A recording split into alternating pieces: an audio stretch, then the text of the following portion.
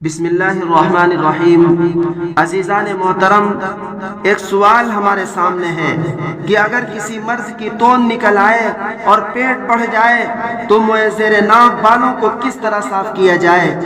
اگر مشین اور ریزر سے صاف کیے جائیں تو نظر نہ آنے کی بنا پر خطرہ اور خدشہ ہے کہیں نازک حصہ کٹ نہ جائے اور زخمی نہ ہو جائے۔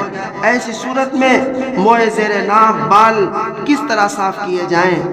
عزیزان محترم، زیر ناف اور زیر بغل بالوں کی صفائی ہر ہفتہ مستحب ہے، اور اگر اس کا موقع نہ ہو تو 15 دن میں ایک مرتبہ صفائی کر لے، اور آخری حد 40 روز ہے۔